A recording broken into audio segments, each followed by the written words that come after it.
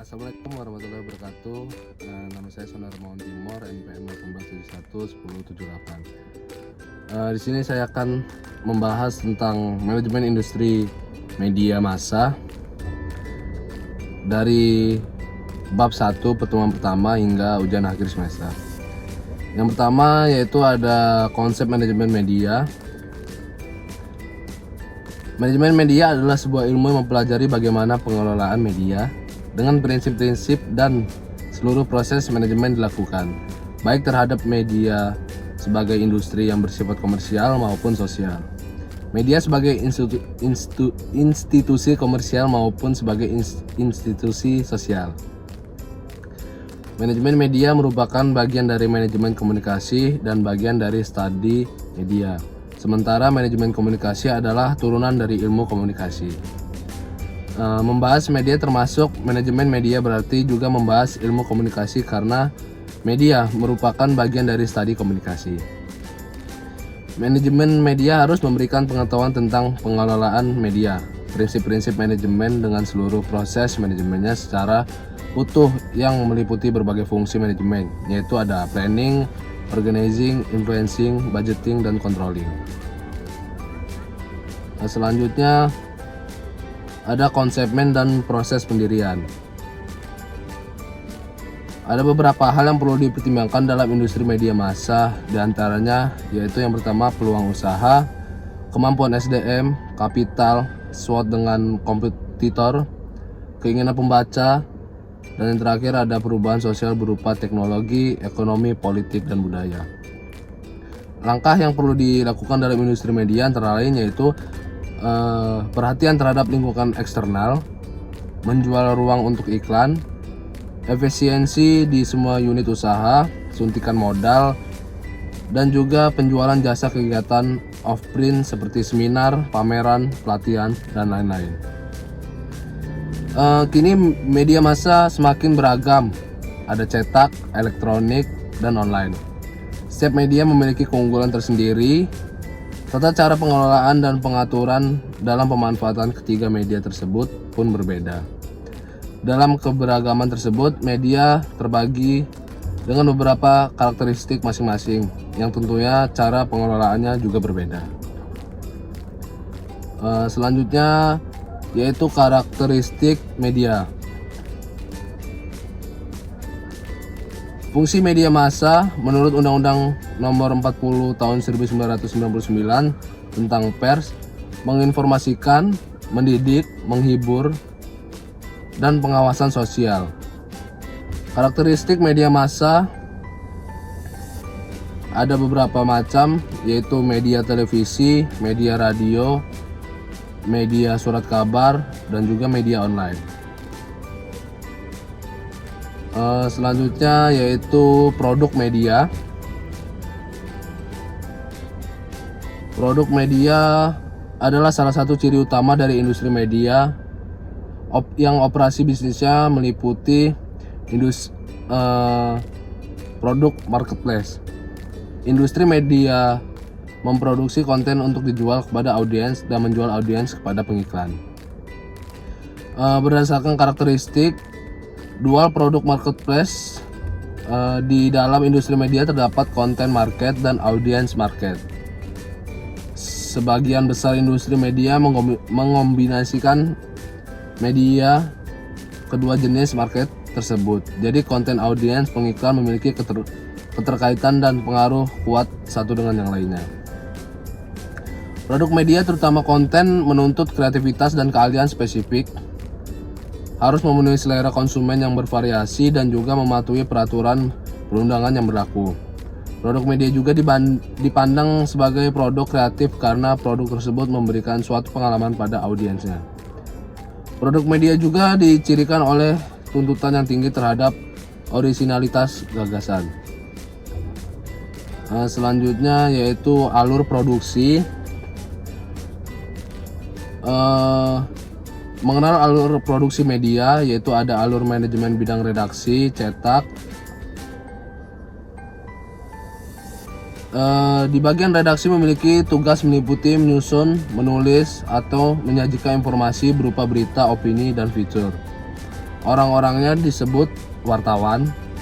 Redaksi juga merupakan sisi ideal sebuah media atau penerbitan pers yang menjalankan visi misi atau idealis media.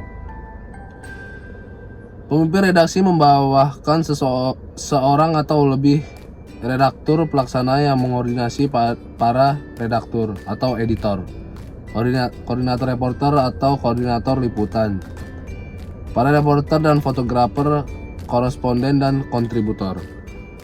Di bagian redaksi ada pula yang disebut Dewan Redaksi atau Penasihat Redaksi, biasanya terdiri dari Pemret, Wapemret, Redpel, pemimpin perusahaan, dan orang-orang yang dipilih menjadi penasihat bidang keredaksian.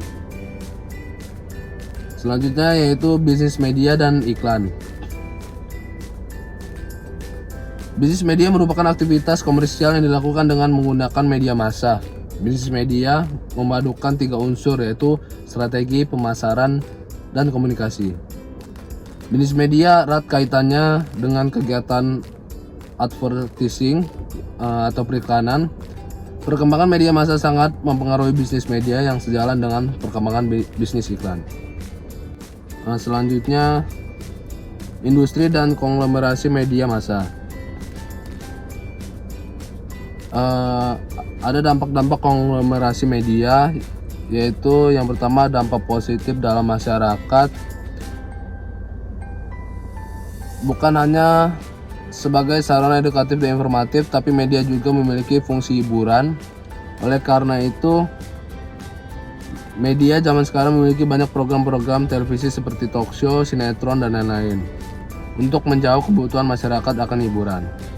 Dampak negatifnya itu bukan hanya sebagai sarana edukatif dan informatif, tapi media juga memiliki fungsi hiburan. Oleh karena itu, media zaman sekarang memiliki banyak program-program televisi seperti talk show, sinetron, dan lain-lain untuk menjawab kebutuhan masyarakat akan hiburan.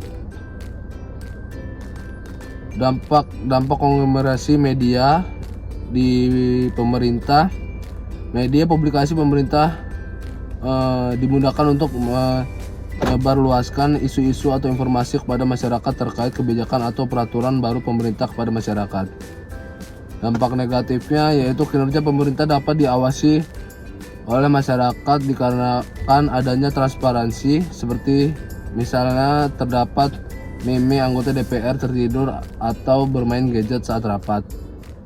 Meme tersebut dapat disebarluaskan sehingga seluruh masyarakat mengetahui kualitas kinerja pemerintah. Adapun dampak positif dan negatif di kaum elit media. Dampak positifnya yaitu sumber penghasilan ekonomi dan media politik. Kaum elit media digunakan sebagai media promosi atau media yang dapat membawa keuntungan untuk kepentingan pribadi pemilik media, baik dalam bidang ekonomi maupun politik. Dampak negatifnya yaitu persaingan antara pemilik media. Dalam hal ini kaum elit semakin ketat persaingannya antara media baik dalam kepentingan ekonomi maupun politik. Hal ini yang akan berdampak pada keberagaman program media yang ditawarkan tanpa melihat kualitas dan dampak pada masyarakat atau khalayak. Selanjutnya yaitu ada manajemen media masa depan media massa Indonesia. Masa depan media massa Indonesia mendapat tantangan besar akibat perkembangan arus globalisasi. Di era digital seperti sekarang ini, majunya teknologi menjadi kekhawatiran bagi peran media massa yang selalu bersentuhan dengan publik. Kedatangan media sosial muncul pertama kali pada tahun 2000-an. Pada saat itu masyarakat masih menggunakan media sosial seperti Friendster, Flick, MySpace, dan YouTube hanya untuk berkomunikasi dan berbagi konten. Tahun 2004 hingga 2010 muncullah Facebook, Twitter, dan juga Instagram dengan fitur-fitur yang semakin menarik. Hal itu pun membuat media sosial pendahulunya tertinggal jauh, bahkan tenggelam. Selanjutnya yaitu ada manajemen industri dalam perkembangan neomedia atau media baru. Media elektronik baru ini mencakup beberapa sistem teknologi seperti sistem transmisi, sistem miniaturisasi, sistem penyimpanan dan pencarian informasi, sistem penyajian gambar, dan juga sistem pengendalian. Ciri utama yang membedakan media baru dengan media lama yaitu pengadaan dan pemilihan berita tidak lagi sepenuhnya berada di tangan komunikator. Yang kedua, ada pengantaran melalui kabel atau satelit mengatasi hambatan komunikasi yang disebabkan oleh pemancar siaran lainnya. Yang ketiga, ada komunikan dapat memilih, menjawab kembali, menukar informasi, dan dihubungkan dengan penerima lainnya secara langsung. Fleksibel, isi, dan penggunaan. Jenis-jenis media sosial yaitu ada proyek kolaborasi, blog, microblog, konten para user, dan situs jejaring sosial. Dan yang terakhir yaitu ada manajemen industri media tentang kultural. Manajemen media, budaya media. Kita hidup dalam budaya media atau masyarakat media.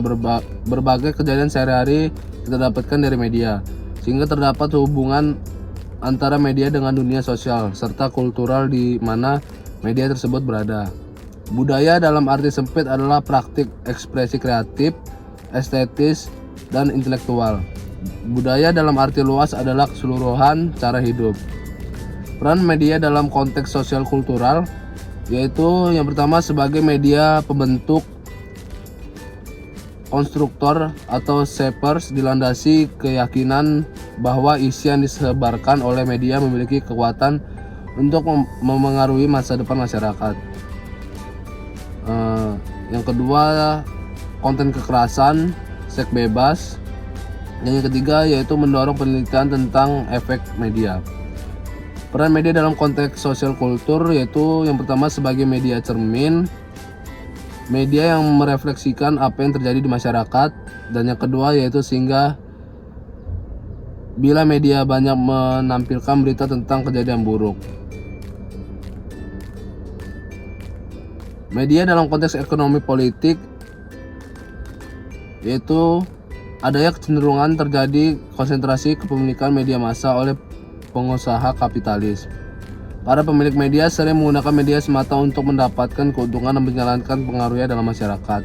Produk media juga diperlukan sebagai komoditas yang mengedepankan nilai jual daripada nilai guna.